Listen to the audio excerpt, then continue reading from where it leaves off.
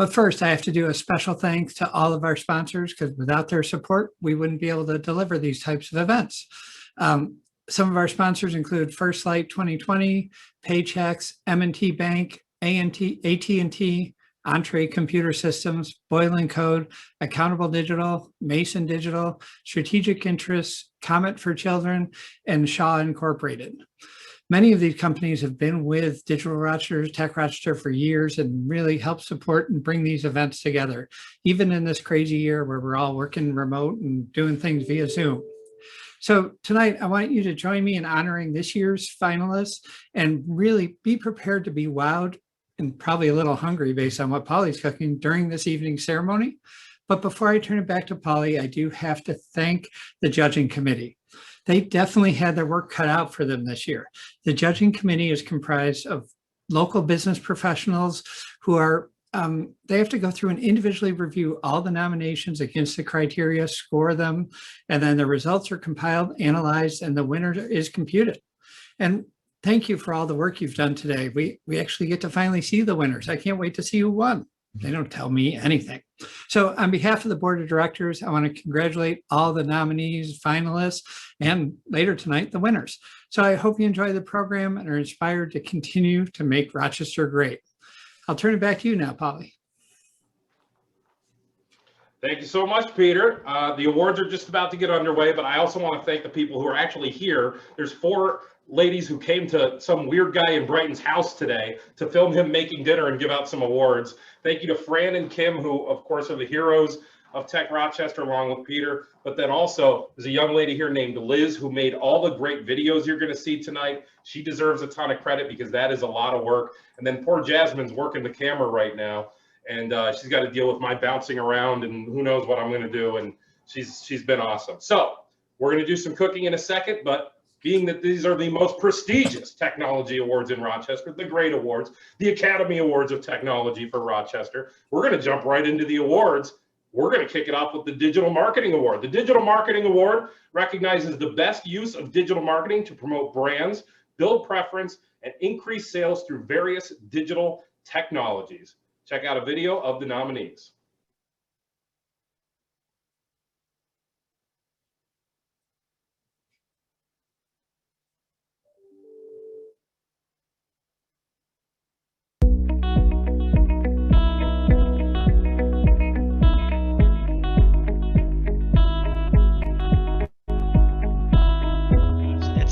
It's always exciting to be nominated for something. Local recognition is probably the best kind of recognition in my mind. There's so much talent in our region, and there's so much great work, smart work that's being done in our area. And by participating in programs like this, I get to see what our colleagues are doing. And, eHealth Technologies, we're just really honored to be able to share our story about what we've been doing in the digital marketing space. It's an honor. The brands and organizations that are represented in the digital marketing category, frankly, in all the categories, are innovators and game changers in our community, and it's an honor to be nominated alongside them. I want to thank Tech Rochester for acknowledging Greater Rochester and the work that we're doing to promote the assets that are here in the region. Like Joe said, it's really an honor to be acknowledged with all the other nominees, and I hope through your Tech Rochester Great Awards, more people are aware of what we're doing to promote the interesting and innovative and unique reasons to love Rochester. Marketing, especially in our agency, there's so many different things that we could be doing. Like there's a lot of different tasks, a lot of different type of work. We work with all different types of customers. One of the most rewarding parts about what I do is following the metrics of the programs that we put together. Being able to see what's working, what we need to make changes on, what we need to tweak. That's what makes the work fun every day. And we really get to learn every day as we're working on different programs. And we get to see the results in terms of our sales activity, in terms of the growth of our organization. And that makes it really rewarding for me. The entire Greater Rock campaign, and I would say Rock 2025 broadly, all of our alliance partners, this is all about accelerating growth and vitality in our region. It's about investing in our future. And the Greater Rock effort in particular is about telling a bolder and more powerful story about everything that our region has to offer. I was delighted when Joe asked me to partner with him on this Greater Rock branding campaign, because what a great opportunity to promote the reasons why people should live, work, play, and grow business here in Rochester. Cousin Matt was my big inspiration to get involved in the industry in the beginning. He was always a tech guy, computer guy. He got me and my dad into computers when I was young. I was probably 5 or 6 when we had our first home computer. And he's always been in a tech field. He's a big supporter of me today, and I think a large reason I got into any technology was my cousin. And you know, and also my dad was an entrepreneur. And when my dad passed away, I kind of went back to things I knew about, which was, you know, this entrepreneurship that he showed me as I grew up, and and showed me kind of a way about how to make computers a job. And so I kind of took the two and put them together.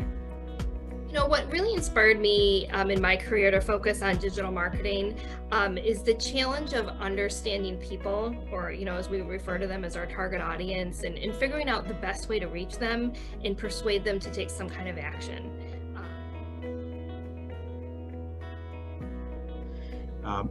This collaboration really is an opportunity, a unique opportunity, to reassert Greater Rochester's story and profile on the national stage. And as Stacy said, to highlight this as just an amazing place to live, work, play, grow a business. It's an opportunity for us to shift perceptions, to inform perceptions of our region, both from the outside looking in and the inside looking out, and really to fuel all of our alliance partners' work to accelerate growth in the region. We are growing Greater Rock and all the businesses that are investing in the region and attracting new talent to the region and the career opportunities that are here for them. And I hope each of you who's watching this award ceremony tonight will go on social media and really think about the reasons why you love the region, and insert the hashtag Greater Rock into your own post so that you can help us amplify the many reasons why this is such a cool place.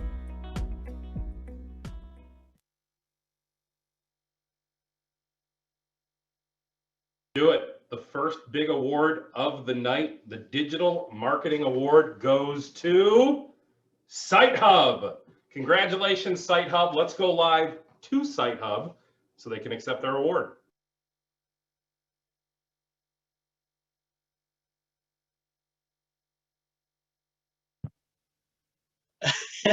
Thank you. I hope this is working correctly. I don't know if you can see me here. It doesn't seem to be populating my camera, but thank you guys extremely for the 3rd year running. I'm speechless, proud of my team and our accomplishments and our work in this case with the JCC. So thanks again. Super appreciate your support here. It happened. I love it. It happened. The person who didn't want to be on camera ended up having, and they were like, I'm still not turning my camera on. It's all right, Sean. I get it. I would have done the exact same thing. But if you ever scroll through TikTok and you see those videos of people who are like, oh crap. I think it worked now. I'm here. Oh, there you go. I would have been in my underwear. So you did better than I would have been doing. Good job. Congratulations, man. Thank you. Yeah, absolutely. Absolutely. Okay, so let's do a little cooking. Jasmine, come on. Let's go over here. Let's make some pasta. Before we get to our next award is going to be our Emerging Tech Company Award, by the way. All right, so before we make the pasta, let's go over everything we need to actually make the pasta. So the first thing we're going to need is some flour. Now, this is the question when it comes to making pasta, is what kind of flour? Now, the truth is you can use regular all-purpose flour if you want to. That would be fine. But there's 2 special kinds of flour, and they're kind of for 2 different things. One is called Tipo Doppio Zero, or it'll look like Type 00. It'll actually say on the front. It actually looks like this package, but it's red. You can buy it at Wegmans. It's extra fine flour. That's usually for pizza though, but some people use it for pasta and it turns out just fine. This is the flour that I actually prefer to use for making pasta. This is called semolina flour. And this is going to be a little bit more, I guess durable would be the right word, as it dries, as you make your pasta. Then you give it a little bit of time to dry. It actually turns into something a little closer to what you would know as pasta, what you would buy in a box, but way better once you actually cook it, because as you're going to see, the other ingredients are egg, oil, and salt. So if you take a look at boxed pasta, which I grew up on, nothing wrong with it, but once you go to this stuff, you never really go back. But if you take a look at boxed pasta, the ingredients are essentially flour and water. We're going to actually do flour, egg. Egg is the biggest deal, by the way. That's what really turns that pasta into good stuff. The salt, and of course the olive oil. We're going to use a nice first cold press olive oil that's going to give it some extra flavor as well. So now that you know everything we're going to need to make pasta, we're going to do our next award. We'll come back after the award and we'll continue to make pasta. But in the meantime, to keep the awards portion of the evening actually rolling, let's get right into the Emergency Tech Company Award. The Emergency Tech Company Award acknowledges an emerging company demonstrating outstanding performance and growth potential. This company is one that has growing revenues and has the potential of becoming a leader in its market. We've got another great video to show you of our nominees.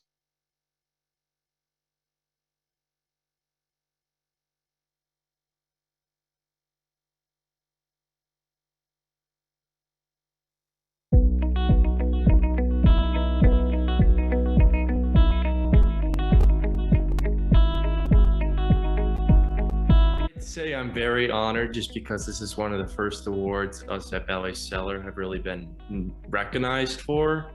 And since Tech Rochester is located in my hometown, I grew up in Hanoi Falls, it just feels like the hard work we put in over the last few years is really being seen, and it's just inspiring us to keep moving forward.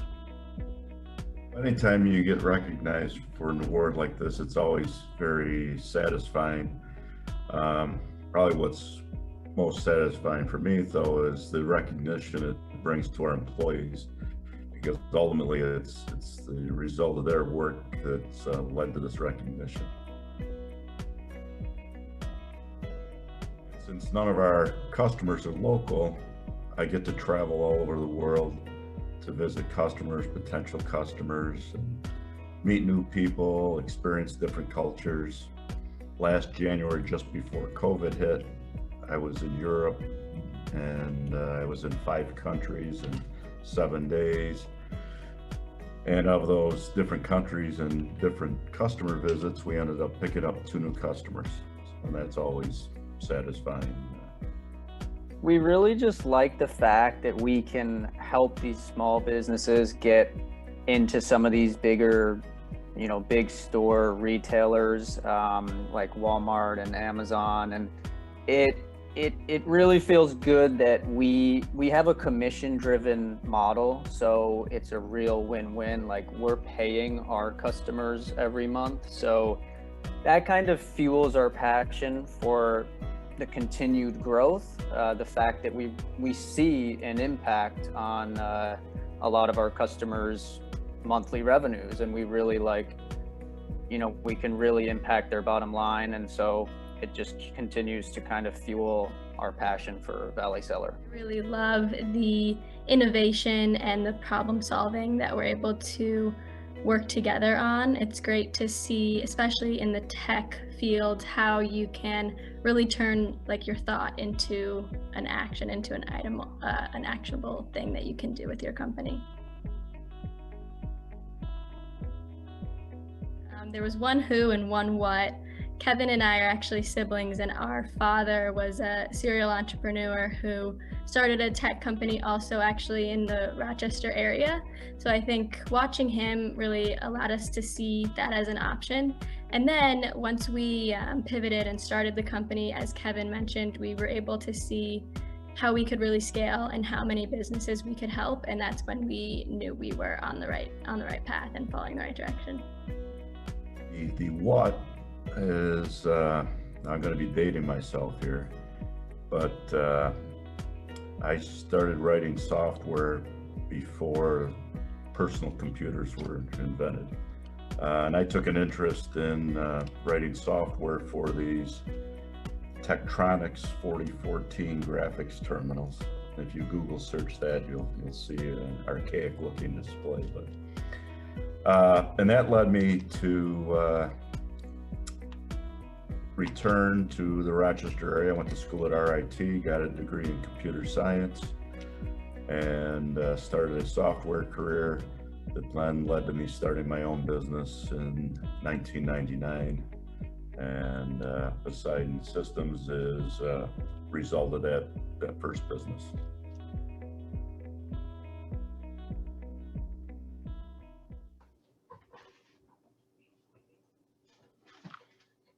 I would like to apologize. Apparently I said emergency tech award instead of emerging tech award. By the way, if there was an emergency tech award, the winner would by far be pizza. And I'll explain what I mean. The runner-up would be submitting a trouble ticket. But if you've ever worked in a situation where the IT department has to come fix things, submitting a trouble ticket is the second. Everyone knows ordering pizza is the best way to get IT to your office like immediately. And then while they're there, you say something like, oh, why have you? And then they're totally, so I'm sorry, I apologize. The Emerging Tech Company Award goes to Valet Seller. Congratulations. Let's go live to Valet Seller for an acceptance speech. Thank you guys so much. It's an honor to be recognized by such like my hometown, and our mission is to help small brands sell online. And coming from Rochester, I think it's awesome to get recognized by a program like this. So humbled and honored, and thank you guys so much.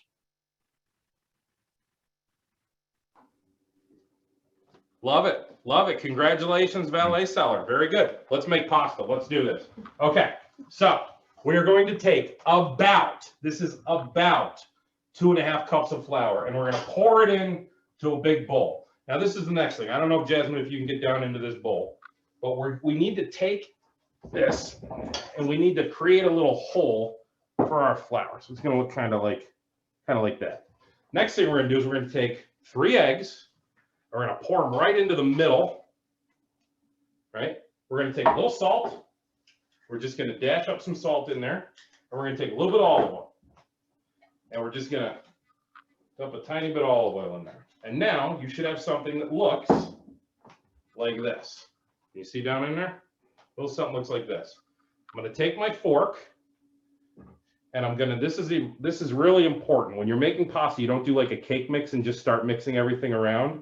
You slowly but surely, with your fork, you're gonna go around the sides of your flour. We call it like a little flour volcano here. And we're just going to incorporate a little bit of flour at a time. The reason we do that is because we're stubborn Italian cooks and we didn't measure things that well. So if we actually measured this right down to the gram, the truth is, and this is what they do in big restaurants, the truth is if we measured this right down to the gram, we probably would be able to just mix it like you would a cake batter. But in this situation, because of the fact that we're just kind of cooking on the fly, it's Italian, it's quick, Italians are famous for little this, little that. We're just going to take little this, little that, but now we have to be careful how quickly we incorporate the flour, or we'll end up with something that's unmanageable. So what I've done is I've gone around and around, and you saw this just took about a minute or so, and I've gotten up until the point where I've got myself what I'm going to call blob here. So it kind of looks like that. It's not by any means dough yet, but it's definitely at this point something that I can handle. So this is when I'm going to go down to my table. So I'm going to take my blob, and I'm going to actually scoop it with my hand, put it on my table, and pour out my flour next to it. And we're going to get to some kneading. Now, we're going to pour a little flour over here. Now, the kneading at the beginning has to be pretty delicate because I have a delicate little blob here. So at the very beginning, all I'm going to do is delicately take this thing and kind of fold it over, push it down, move it clockwise. More flour, push it down, fold it over, move it clockwise. Fold it over, push it down, move it clockwise. Always incorporating more flour and more flour. And at the beginning, for the first, 30 seconds to a minute or so, you have to be kind of careful, but you can see it moves quickly because already I'm feeling like I have the ability to really get in there and handle this. And this is really what we're looking for. This is now a dough. Now they still need some kneading, and I'm going to knead it during the next video for our next award, but this is really the dough that we want. And I'll catch up with you after this next video to be able to tell you what we do with our dough after we've kneaded it. And there's no official time on kneading. It's just a couple of minutes, and it's really a feel thing. But I'll give you the trick on that when we come back. In the meantime, the Healthcare Technology Award goes to the individual and/or organization that demonstrates achievement in the application of innovative health technology. We have a great video to show you all of our nominees.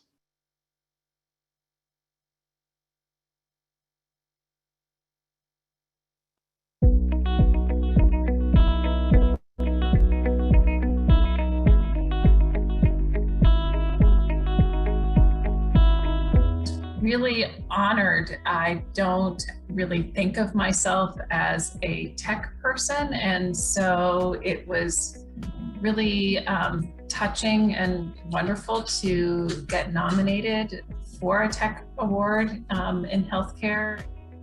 I'm honored. This is really an exciting time for us at Kasana, and it is proof that all of our hard work is going very well. It feels great. I've been in Rochester since college. I moved to Rochester to attend the University of Rochester, and have been in technology and in this area since college, and so and been in technology. So to be recognized, it really feels good to be recognized by the technology community. It feels great because we're proud of the company we've created here in Rochester, of all these talented people that get recognized for their work, whether it's software development, graphic design, editorial work. So it's wonderful. Really most proud about creating these jobs here in Rochester that people like coming to work, and well, now they're doing the work virtually, but we created interesting, challenging jobs for people to create a wonderful product. And so I'm most proud of creating jobs, really. The most important thing I think is really getting to help people with the efforts we're doing at Kasana. So there's many people with cardiovascular disease, and our technology has the potential to help a lot of them.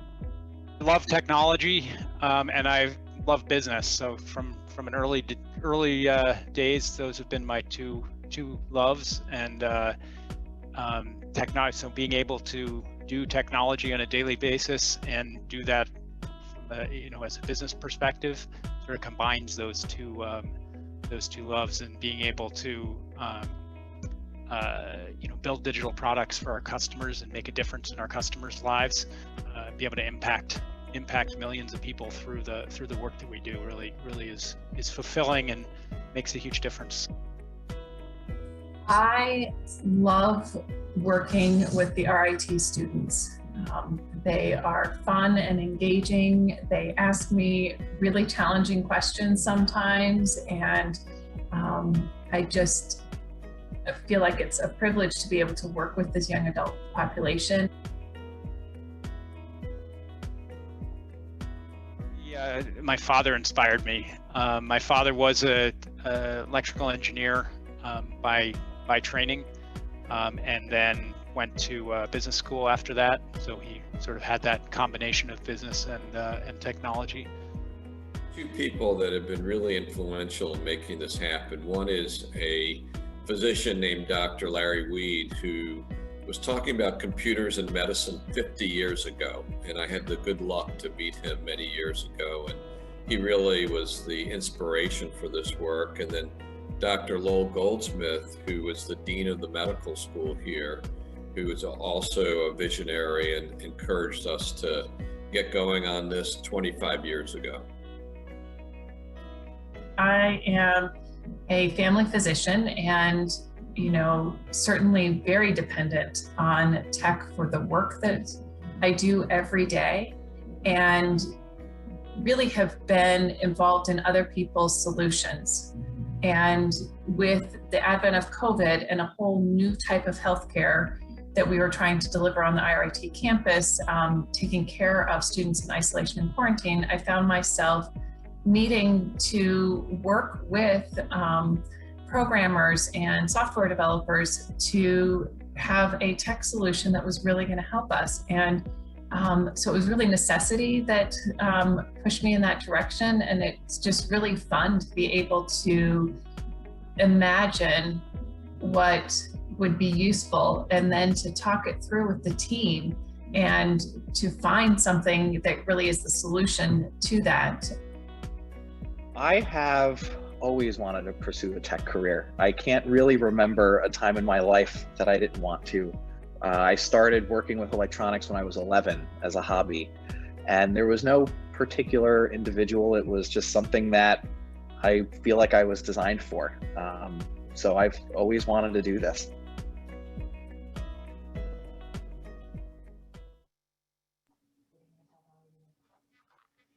And the winner of this year's Healthcare Technology Award is Visual DX. Congratulations, Visual DX. I believe that we don't have a representative from Visual DX here, so I'm actually going to kick it to Peter, who's going to accept the award on their behalf. Back to our president, Peter.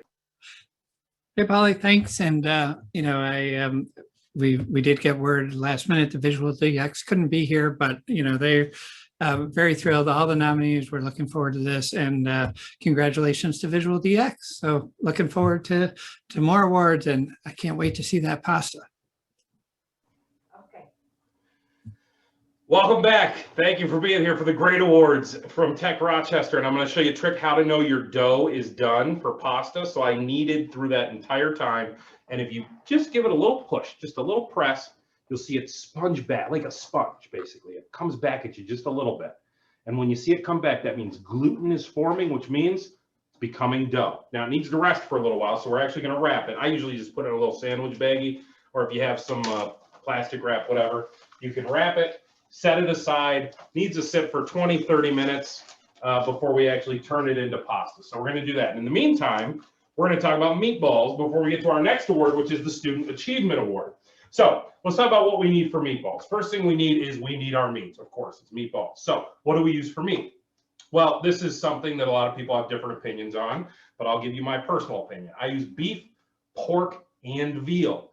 Meatloaf mix, a lot of people will know that as meatloaf mix. However, I don't just go to the store and buy meatloaf mix, because meatloaf mix is like mostly beef and pork, a little bit of veal. I understand veal is a bit of a controversial ingredient. I grew up with it, so to me, it is what it is, but I think it just adds such a tenderness to your meatballs. So I actually use equal parts beef, pork, and veal. And your local butcher, if you go to a sort of a local mom and pop shop type butcher, they will actually build you a meatloaf mix, custom meatloaf mix that's equal parts of all three, instead of mostly beef and pork, a little bit of veal, which is what you'll get from the supermarket. So one important thing is, I think, using the right meat mix. The next thing is, this is one of my favorite secrets, period. It's called pasting garlic. So here's some garlic, and all I've done to this is I've chopped it up, not even all that fine, but let me show you how to paste this garlic. So what I'm going to do is, I'm going to line my garlic up. I'm going to pour a little bit of oil on it. And after I pour a little bit of oil on it, I'm going to pour a little bit of salt on it. That's just going to give it some coarseness, because we need it to have some teeth for what we're about to do to it. So I'm going to take my knife, and I want this all the way on the end of my table. And I'm just going to take the end of my knife like a hinge, and I'm just going to start to feed this garlic into this hinged knife, right? So all I'm doing is I'm taking a little bit at a time, and I'm sort of dragging it back to myself. And this is called pasting garlic. This is taking fresh garlic, and this is really opening it up and getting every last bit of flavor out of your garlic. Good Italian cooking means a lot of garlic. And when you take that garlic, you know, you can buy dry garlic, use pre-chopped, pre-minced, all of it's fine. This is the real deal right here. And when I said pasting, what I mean is, if Jasmine, you can get as close up as possible, you can see that's turning into a bit of a paste there. So that is going to melt right into whatever we put it into. So in the meatball situation, it's going to melt right into our meatballs. Later, when we make sauce, it's going to melt right into the sauce. If you've seen Goodfellas, remember Paulie in prison, how Paulie's using the razor blade and he does it, he gets it so that it dissolves into the sauce. The same idea. We're pasting instead of razor blade, but it is what it is. So anyway, when we come back after our next award, we'll actually put together the meatballs. And I'll tell you a couple more secrets on that. But in the meantime, I'll shut up and we'll get to our next award of the night. So the great awards continue on with our Student Achievement Award. This one is presented to a student or team of students enrolled in the spring 2018 semester or the 2018-2019 school year at a Greater Rochester Higher Education Institute who showed leadership and skill. Let's go to a video showing our nominees.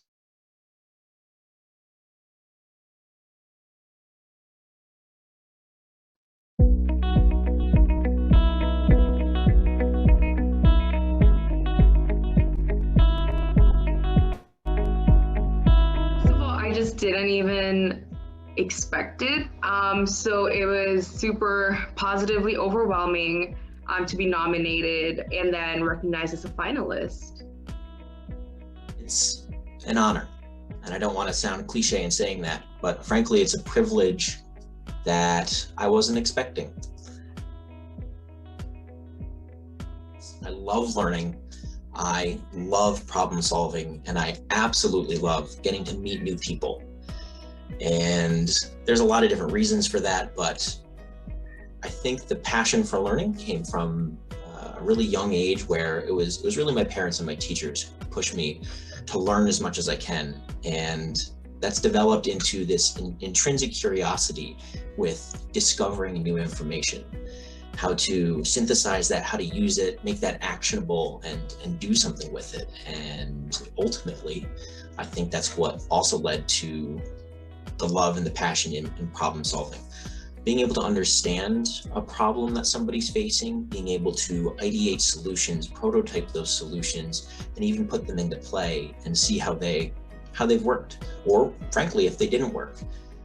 I'm an international student from Bangladesh here in the US. I came here 3 years ago to pursue my undergraduate. So primarily what I do is study. What I love about being a student here and working alongside those technologies is the ability that I have to take these technologies to developing nations like mine, while at the same time learning so much. So where I'm from, tech came a lot later compared to the rest of the world, considering we're a developing nation. But it didn't mean that we got any less of it. It was just, it came so fast that we primarily didn't have a lot of regulations to keep up with it. So I know that my generation was the one that grew up with most of the technologies. I know that I'm only a third-year undergraduate, but I was using a CRT monitor for the longest back home. And so we really saw the growth, but what that meant was that if something bad happened to us over the internet, we wouldn't be able to ask for help because those resources for help, even though they existed, it's not like we could be connected to it. So I know that I wanted to work within the realms of cybercrime and helping out victims of cybercrime. Because I know I saw personally a lot of my friends and family, even myself, going through those problems, but not having solutions. I think it probably is the people then that were the biggest influence. That started with my parents. They were a doctor and a nurse. They, I guess circumstantially, but also intentionally, passed on an interest in medicine. There's my grandparents who took the time to tour me around to all the cool and kind of techie things in Pennsylvania, Pennsylvania, as well as New York, New Jersey, so on and so forth. And all of that blended together into a kind of a weird amalgamation of loving tech, loving medicine, and finding how those two come together. And ultimately, I think that's what led me to an interest in biomedical engineering, but also in entrepreneurship. Being able to really understand from the medical side what the need is, and then from an engineering side being able to kind of translate that. And the winner of the 2021 Great Student Achievement Award is Will Byron. Congratulations, Will. Let's go live to Will so you can accept his award. Thank you so very much. I'm very fortunate to be here. I'm very fortunate to be surrounded by so many smart and driven individuals, and for being able to partake in such a tasty award ceremony. So I'm very excited to meet all of you, and thank you very much for this honor. I like the tech awards are great because everyone's short and sweet in the tech awards. I'm used to doing like marketing awards and like the Addies and like the Prisms or something, and everyone talks for 20 minutes. In the tech awards, like short and sweet, man, short and sweet. In fact, we're gonna have time. We're running ahead. We're gonna have time for you guys to show me how to program my remotes, because I've got 4 remotes for one TV, and I don't know why. And I figure there's probably a lot of people on this call who could fix that like this. Anyway, okay, before we get to our next award, which will be the Technology Innovation Award, and the winner of that will also get the invitation to come over and fix my remote situation. Let's make some meatballs. So a couple more things we have to prep before we make meatballs. First thing we're gonna do is we're going to chop an onion. And this onion, we're gonna chop so that we don't cry. We don't wanna cry when we chop this onion, okay? Onions always make us cry. This one we're not gonna cry on. Why? Because we're gonna leave that intact. See that bulb in there? I don't know if you can tell on the camera. The ladies in person might be able to say there's a little bulb there. That's where all the gas is that actually releases and makes you cry. Out here, there's not a lot. So we're gonna be real careful. Now, this isn't foolproof, not 100%, because we are still chopping an onion. So that some of that stuff's gonna get released, but it's gonna make it way better. So all I'm gonna do is I'm gonna take my knife and I'm not cutting all the way through the onion. I don't know if you can see, I'm going all the way down to the board, but I'm not going all the way over here. I'm keeping it on this side only. I'm gonna go all the way through. And then what I have is an onion that's still intact, so it's gonna make my chopping easy. And also, I haven't chopped through the part that makes it cry. Then I just come this way and I just start doing as fine a chop as I want, and everything is held into place by the actual onion, and you have chopped onion, and hopefully you haven't cried. So that's one thing. The next thing is I'm going to show you how to chiffonade some basil. So basil is a huge component of a lot of Italian cooking. This is fresh basil. All I'm going to do is take a bunch of basil leaves and pile them on top of each other. And after I pile them on top of each other, I'm going to roll them nice and tight, just like you did in your college dorm room. Okay? Then we're going to take the basil that we've rolled as tight as possible, and instead of passing it, we're going to roll through nice, skinny little cuts. It's called a chiffonade. And we create these things, little stringy things. Might go through one more time the other way. So we want to chop that up, and it's time to make our meatballs. Before we get to our Technology Innovation Award, let me just show you everything goes into the meatballs. We're going to take some of that basil we just chopped up. We're going to take a whole bunch of pre-chopped onion. We're going to take all that beautiful garlic that we pasted. We're going to throw that in our meatballs. We're going to take, how many eggs? This is the big question, because if you've ever made meatballs and they fell apart, I can tell you right now it's because you didn't have enough eggs. We're going to use 1 egg per half pound of meat. I have 3 pounds of meat. I'm going to use 6 eggs. There we go. Eggs. How much cheese? Depends on what kind of mood you're in. Never cook hungry, more cheese goes in. Take a little bit of oil. Just sprinkle that in. We'll do a little salt. Oop. We're going to take some oregano, just ground up oregano, just pre-bought oregano. We're going to take a little milk. A lot of stuff goes into our meatballs, right? I do want to do probably some fresh parsley. I'm going to take nice big leaves of parsley. I'm the type of guy that when somebody's eating meatballs, and there's different schools of thought on this, and this isn't right or wrong, but I like for you to come across pieces of real ingredient as you're going through my meatballs. Some people will puree everything and it'll just be a nice smooth meatball. That's like how restaurants do it. That's great. I get it. There's a place for that. Some people don't like chunks, and I totally get it. But for me, when I'm making meatballs, when I'm cooking it all, I want you to come across a nice piece of fresh garlic, a nice piece of fresh basil or parsley. I just think it just adds so much to the experience. Now, the final ingredient we're missing is our breadcrumbs. And this is probably the toughest thing about making meatballs, because those breadcrumbs are going to absorb all that moisture from everything else that's in there, because this is the part where we get a little dirty. We're going to get in here, we're going to start mixing. And those breadcrumbs are slowly but surely going to absorb everything. So what people do, the mistake they make when they make meatballs, is they jump to conclusions about if they need more breadcrumbs or not.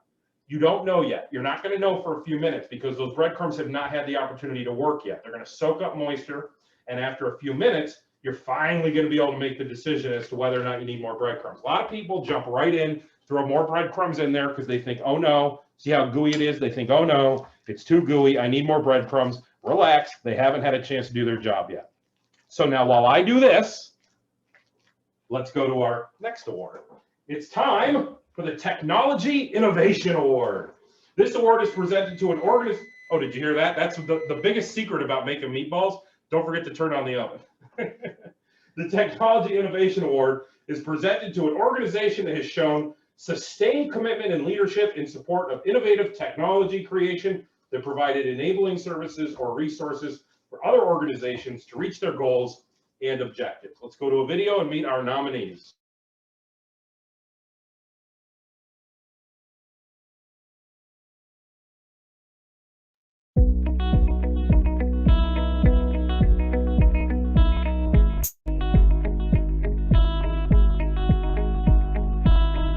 There's a lot of awards out there for marketing, and there's a lot of things we could be applying to, but every year we really look forward to being part of the Great Awards.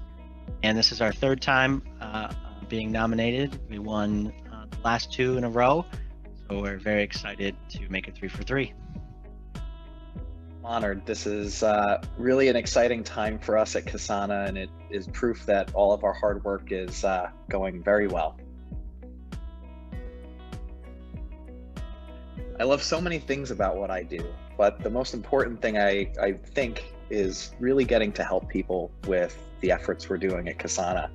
So there's many people with cardiovascular disease, and our technology has the potential to help a lot of them, not only by reducing the cost of care, but to improve the quality of life. And that's really the most exciting part, despite, also really enjoying the startup environment, building a great corporate culture, and working with phenomenal people. What really draws me to it is actually kind of deeply rooted in my own personal family history. Actually, my dad, when I was a kid, had a business idea and wanted to have a website built for it. And the process took a while, and it didn't come out quite the way he wanted. And the frustration, I remember it pretty deep. So his business idea never really got off the ground, all because of the fact that it was a web-based business and the website wasn't all there. So one of the things that drew me to the industry was to be able to help people like that, who have some sort of idea, concept, and want to create something and bring it online, bring it to life. And the excitement that we get to see from our clients, and personally the excitement that I get to see when talking to them after we present, kind of a finished product, is really why we do it. And I really get the cool opportunity to work with smaller companies, startup businesses, because the way we're positioned in the market, we're not the most expensive agency in town, and that allows us to really work with some cool, innovative, fresh startup sort of ideas. That's what I like the most. Cousin Matt was my big inspiration to get involved in the industry in the beginning. He was always a tech guy, computer guy. He got me and my dad into computers when I was young. I was probably 5 or 6 when we had our first home computer. And he's always been in a tech field. He's a big supporter of me today, and I think a large reason I got into any technology was my cousin. And and also my dad was an entrepreneur. And when my dad passed away, I kind of went back to things I knew about, which was, this entrepreneurship that he showed me as I grew up, and my showed me kind of a way about how to make computers a job. And so I kind of took the two and put them together. I have always wanted to pursue a tech career. I can't really remember a time in my life that I didn't want to. I started working with electronics when I was 11 as a hobby, and there was no particular individual. It was just something that I feel like I was designed for. So I've always wanted to do this.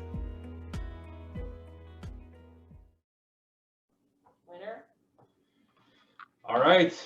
And and by the way, I should say the winners do get actual physical trophies. We just want to make sure you know that. We'll get those to you. The winner of the Technology Innovation Award is KasanaCare. Congratulations, KasanaCare. Let's go live and get an acceptance speech. Hey, everybody. Hopefully you can hear me okay. It is such an honor. Thank you so much. This means a lot both to me, but Kasana as a whole. I'm here in the office today, actually, dust the mask. I'll give a little quick circle of our office. We're still setting up for running clinical studies shortly, but it's a very exciting time. We've had some massive growth, and it's really great to be recognized for what we're doing. Everybody here has a passion for helping people. The technology that we're working to bring to market really can do so much good. So thank you so much for recognizing that. I have special thanks to my entire team, all 25 of us now, who work really hard every day to make this a reality. Thank you all.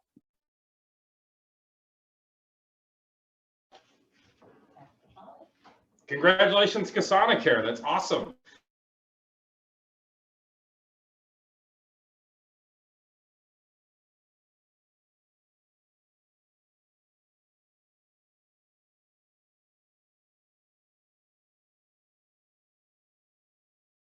I was depromoted, which, by the way, has happened many times in my career. I'm very used to it. I was demoted, depromoted. I was demoted. I don't know how I'm the guy in charge of speaking. I haven't figured out yet. Anyway, the Technology Leader Award is what's going to be coming next, but we're actually going to make some sauce. And I do want to show you something about sauce. And that is that sauce is awesome when you have all day to make it, of course. You can put together a nice Sunday sauce, one of those sauces that takes hours and hours, and you got tons of meat and everything to throw in there, and it slow simmers, and it's amazing. But it doesn't always have to be that way, especially as we come into the growing season here in New York. I want to show you how to make a quick sauce. So what I'm going to show you tonight is how to make a sauce in like 3 or 4 minutes that is delicious, especially over fresh pasta like what we're making tonight. First, let me show you the ingredients. We'll actually make it in the next segment, but I want to show you what we're going to use. So we're going to use a couple things. One thing we're going to use is Cento first cold pressed extra virgin olive oil. First cold press, if you don't know, is the best of the best as far as olive oil goes. It means what it says. It's the olives are truly pressed that very first time, somewhat gently, and the very first juice, or I guess I should say oil, that comes out of those olives is the first cold press. That's the stuff that's really dark green. It's really expensive, actually. It's really good stuff. You don't want to fry with it. We are going to use some today in our sauce because we're not going to get too hot with what we do. But if you're ever going to super high heats, you would never want to deep fry in first cold press, anything like that. What you want to do with that is use a cheaper oil, a canola oil or something like that. The other thing we're going to use is tomatoes. Now, we're going to use San Marzano tomatoes. Now, these are just Wegmans brand San Marzano tomatoes. They're not that hard to find. You can get them at Wegmans. But one thing you want to know about San Marzano tomatoes is they're not all true San Marzano tomatoes. It's kind of like champagne. If it's not made in Champagne, France, it's not champagne, right? It's just sparkling wine. Same thing with San Marzano tomatoes. If they aren't actually made or grown, I should say, in the San Marzano region of Italy, then they're not true San Marzano tomatoes. They're just plum tomatoes or cousin of San Marzano tomatoes. And how you know you have the right thing, because at the grocery store, you will see San Marzano and you will see San Marzano style. How you know you have the right thing is on the back. You're going to see these 2 seals. These are the European seals of authenticity on actual San Marzano tomatoes grown in the Mount Vesuvius ashy soil that makes them so good in the San Marzano region of Italy. So we're going to make something I call summer sauce tonight. But we're not going to make summer sauce until after we give out our next award, which is going to be our Technology Leader Award. This award recognizes a technology business leader responsible for an IT department. This deserving person takes it upon themselves to instill their vision, providing the inspiration and motivation that compels an organization to take dramatic steps in applying innovative technology. It resulted in increased productivity, efficiency, or business success. Let's meet our nominees.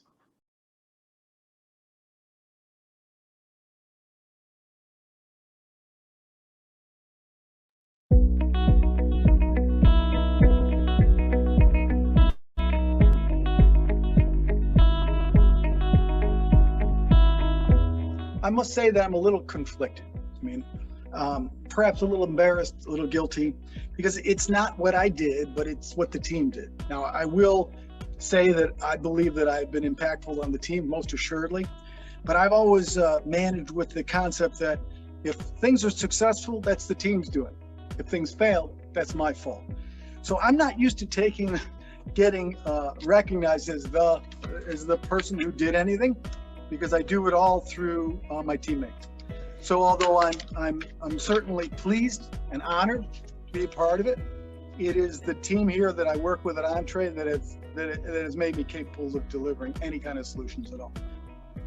Well, I'm not used to being recognized for things, but I am honored that my team thought of me for something like this, since it's, I mean, I'm just doing my job. So it's not something that I would usually be thinking of. I wouldn't think of doing this, but apparently my team did. So that's awesome. And thank you to them, and thank you to everybody else.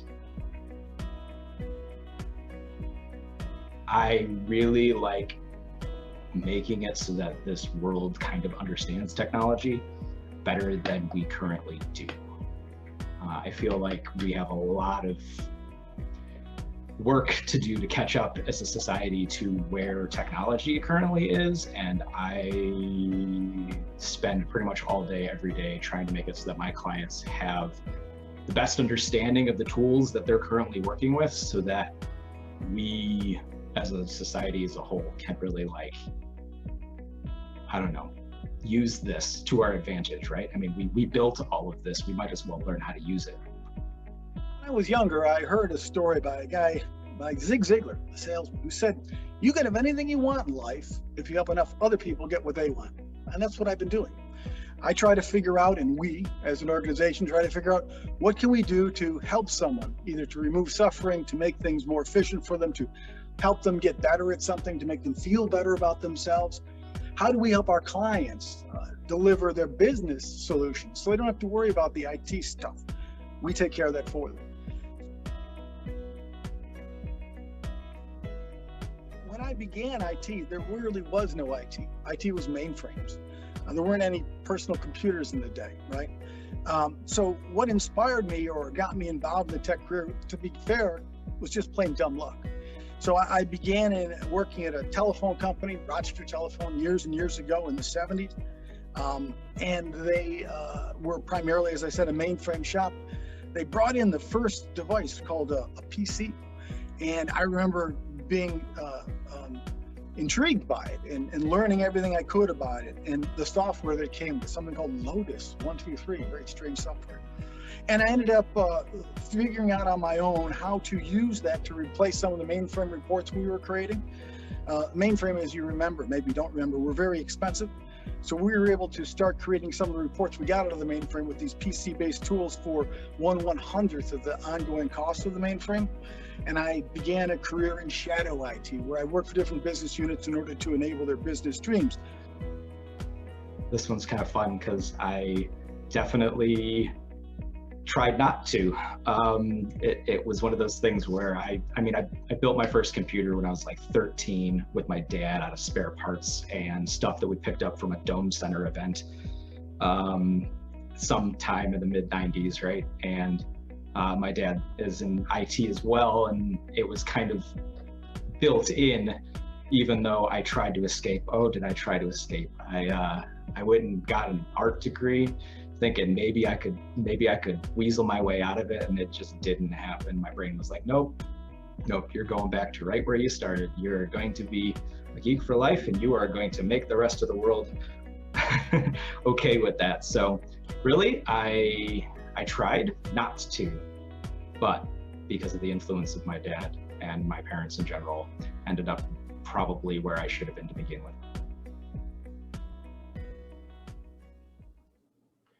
I love that. You made the right call, by the way. As someone who's worked in the arts for most of his life, only choose that path if you hate money. If you like money, IT, I think, is probably, you made the right call.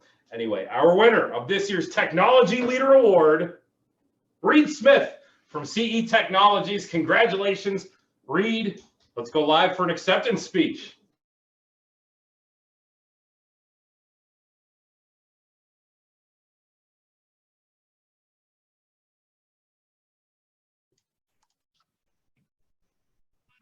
I should be here. Can you guys hear me? I can't tell. Well, thank you, everybody. If you can hear me, I usually keep these things really short, right? I'm from IT, right? So thank you, everybody, for this award. I got two things I got to say, because I always say these two things whenever I get any sort of award. Everybody, go hug your grandparents today. For sure, go do that and learn something new tonight, because I mean, there's still what, a few hours left. So do what you can, learn something new, and have a great night.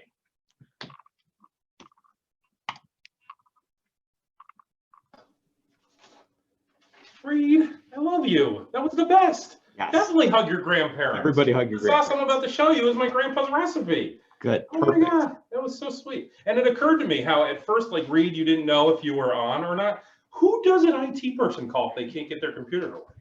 Are you just, I mean, I figure you can fix 99.9% of things, but if you really can't, like, what do you do? Anyway, my mind is blown. Okay, let's move into actually making some sauce. What do you say? Our next award, so you know, is the Technology for Good Award. But before we do that, let me show you how to make the quickest, simplest, easy sauce you've ever made. My grandfather, Reed, used to call this summer sauce or quick sauce. So this is just a little something that maybe late summer you would do right out of your garden. You have some fresh tomatoes. So it's April right now, so we don't have fresh tomatoes. So we're going to use those canned San Marzanos I showed you. But come on over here, Jasmine. Let me show you. We're going to take a little bit of oil. We're going to put it into a pot that's already kind of hot. I'm going to take a little garlic. And check this out. Here's the trick with garlic. This garlic is going in, but it's going to just move around for a few seconds. We are not going to let this garlic get too hot. We want to keep this fresh. We're just going to give it enough to where we can actually smell it, which is, do we agree? It's starting to happen. It'll walk to you guys in a second. We're starting to smell some garlic. Next thing we're going to do is we're going to take our San Marzanos. Little trick is keep that cap on so that you don't splash everywhere. Get them in there. Now you've got tomato, oil, garlic. Let's just give it a nice mix. Get everything put together. Okay, these were whole peeled tomatoes, by the way, whole peeled San Marzano tomatoes. So there's big kind of, you can see big chunks of tomato in there, right? Next thing I'm going to do, I'm going to take a nice handful of fresh parsley. I'm going to take a nice handful of fresh basil. And I'm going to take some salt. Salt pretty much just to taste. We may add a little as we taste it. And the next thing I'm going to do is, contrary to normal sauce recipes where you would bring the heat down low and you would just let it go forever, what we're actually going to do is we're actually going to bring our heat up high, believe it or not, on this one. And we're just going to kind of mix everything together. And believe it or not, this sauce is going to be ready to eat in about 5 minutes. All we're going to do is keep that heat on high and beat these tomatoes up. Because one thing we do want to do is we want to get some of these big tomato pieces. We want to actually take those down. And the heat is going to help. Heat plus a lot of agitation. And then we're going to pour this over our fresh pasta, which we'll make in our next segment. And I'm telling you, you've got delicious, fresh, easy. By the way, how easy was that? Easy, easy, easy, quick summer sauce. Great stuff. Okay, while that's happening, let's get to our next award. This is the Technology for Good Award. The winner of the Tech for Good Award has demonstrated excellence in using technology to support a good cause, showing how they identified a specific audience need and created a piece of work as a result. Let's show you a video of this year's nominees.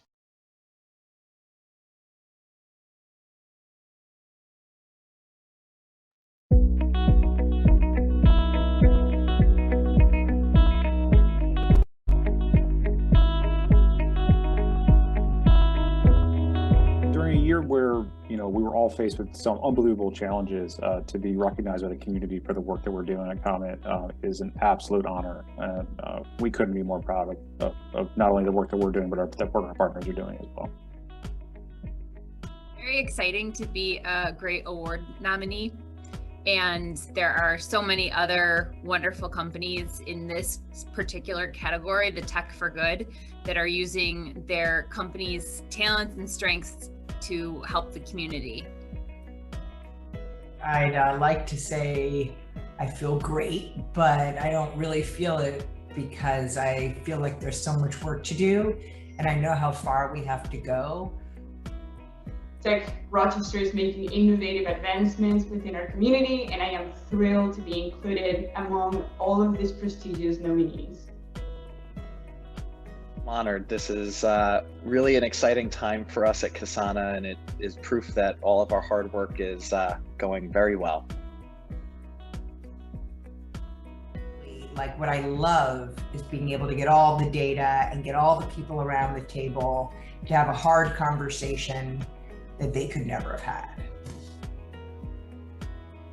I love how my job and my passion project, Facial Shrugged, allowed me to collaborate with others and help craft solutions for pressing problems affecting our community.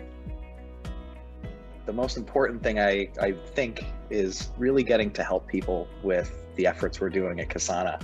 So there's many people with cardiovascular disease, and our technology has the potential to help a lot of them. The short answer to that is working with the people we work with. Comet is completely driven by the partners we have, the work that they're doing, the ideas they have, the innovations they're having with their space of being able to help children deliver services to children and help the families so kids can thrive and be the best kids they can be. What I love most about what the Shore Foundation does is breathing new life into technology that can make a real difference in the lives of people who otherwise wouldn't be able to afford a computer. For my 5th birthday, my parents bought me a computer that inspired a passion for technology, which eventually helped me find my future career. I was so interested in learning how computers functioned. I kind of broke the computer a few times because I would take it apart and put it back together. And I didn't realize that women could go into tech fields, and I worked a myriad of jobs after high school until I eventually found engineering. Well, there's this story in my book that I tell all the time. It's about a prosecutor who had no idea he hadn't prosecuted a domestic violence case in 21 years. I don't think that ever would have happened had that community had some of our tools. We just created a tool called Commons. And basically it's a place for people to see what this prosecutor is doing and a constituency to hold them accountable. I think that that's really what inspired me. I have always wanted to pursue a tech career. I can't really remember a time in my life that I didn't want to. I started working with electronics when I was 11 as a hobby, and there was no particular individual. It was just something that I feel like I was designed for. So I've always wanted to do this. So the Shore Foundation began in 2018 thanks to the hard work and kind hearts of some RIT students. Josh Geist came from Virginia, where he had done a computer refurbishment program in his high school. And as he was attending RIT, they decided to refurbish computers for Hillside Family of Agency scholars. And after that success, he just saw the good that could be done and decided to do more. The mission of Comet. I had the opportunity a little over a year ago to join the team. And when you hear the work that we're doing, and again, it's not to be redundant, but to watch a business completely built around the idea of helping kids be better, helping kids thrive, helping organizations for helping kids. I mean, that's a mission you can't say no to.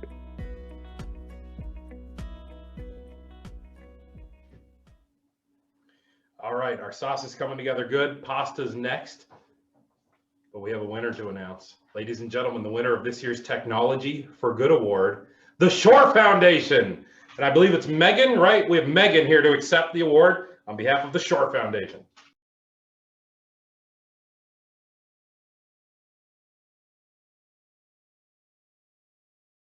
I should probably have my camera on and my audio on too. That would help. Thank you so much. It is such an honor to be with such great company in this award. The Shore Foundation has done a lot since 2018, and this year with the pandemic and the need to shift to remote learning, there was an even greater need. So I am so happy to be here leading this organization that was founded with great intentions. And if anybody wants to know what 1,000 laptops look like, that's what 1,000 laptops look like. So we have a lot of work ahead of us, and we're in the process of refurbishing these computers and getting them into the hands of people that need them. And I have to give a little shout out to Reed. Congratulations on your win. And we'll actually see you tomorrow because you're going to be coming here and volunteering. So thank you so much.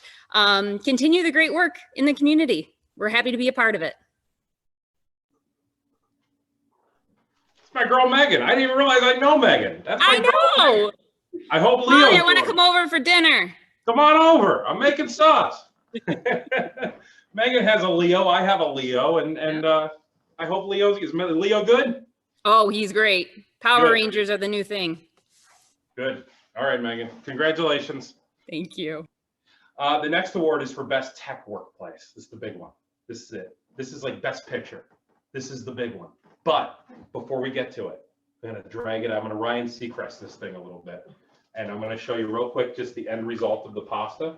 So you can roll out this pasta, get it real thin, then hand cut it with a knife. But if you buy yourselves one of these, you're going to save yourself a lot of work. It's called a KitchenAid, and this is a pasta attachment. So what I do is I take my pasta dough that I had earlier, and I'm going to roll it. Now this time I actually am rolling it in all-purpose flour. I'm going to drop it into this little thing, turn it on, be a little loud, and look at that.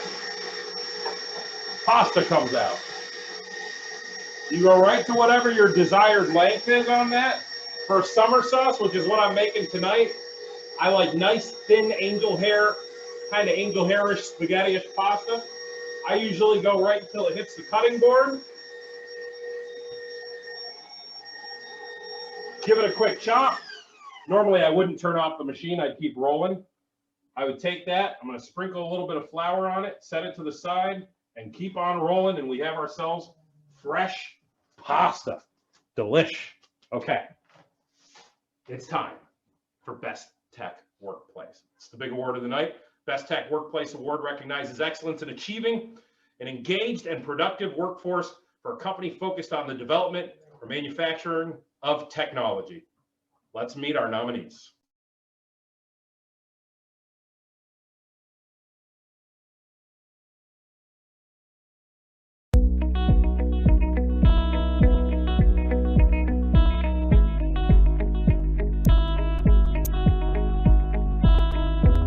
Because we're proud of the company we've created here in Rochester, of all these talented people that get recognized for their work, whether it's software development, graphic design, editorial work.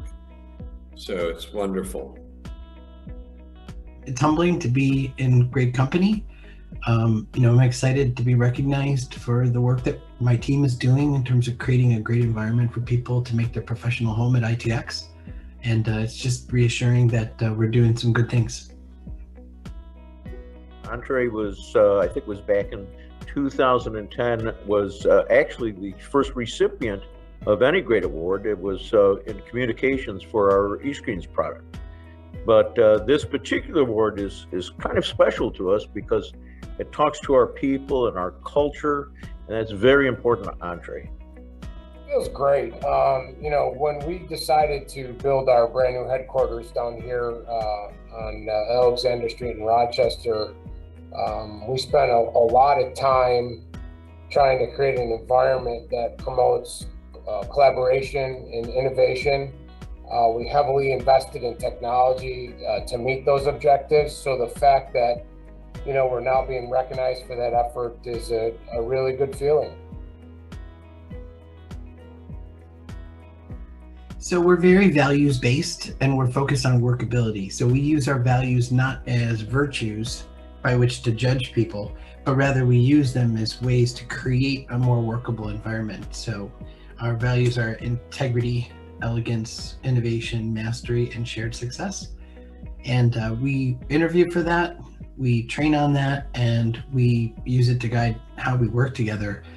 So it makes a very collaborative environment and makes us very easy to work with our clients. So when the building was complete, we started our research and development division to promote innovation. We rolled out a software package called Bright Idea that allows us to run campaigns for promoting innovation and utilizing the technology we have in here. We had the company out in Henrietta, and we realized that the kind of company we wanted to be to attract, you know, talented, young, creative people, software engineers, was really more a city-based company. So we moved a few years ago into the city on East Ave in a big open space where I'm standing right now. And, you know, I think that's helped to attract people to our company. And we have a workspace where we have lots of dogs running around. And so it's a good open environment. Hopefully we'll get COVID behind us soon. The answer is hard work. Okay. Well, you know, and it's also understanding it's a priority. Say that the building itself, I would say that it is proof that our vision worked. Our ability, you know, to go from everybody here at Mindex to then go to a completely remote and then go to, you know, where we're at now with COVID, which is kind of a hybrid model. I'm proud of what ITX has become. I mean, it's its own animal now, so to speak. It used to be just me when I first started the business, and that was some almost 24 years ago. And now it's become its own being. It has its own personality. It's a place where a lot of people have input and have opportunities to make it a better place to be. It's become more than what I ever could have dreamed it would be. And I'm really excited that other people have picked up the mantle and are excited to participate and help to make it something even better. Technology. I mean, we create technology that's used around the world. And so we get emails from doctors or nurse practitioners or physician assistants from around the world saying that this technology helped them make a diagnosis they would have made without it. I mean, as an example, we had a nurse practitioner in Oregon message us that she diagnosed the side effects of a patient that was eating raw shiitake mushrooms, and that he had a rash from that. It was totally unexplained. No one else figured it out. And she figured it out with the help of our software. And it's the people of Entree, those people who are so deserving of this award we're talking about today, that learn and relearn and reinvent themselves along with the industry. And it's not so much our many achievements I'm proud of, as actually the people who've achieved them. I'm very, very proud of them.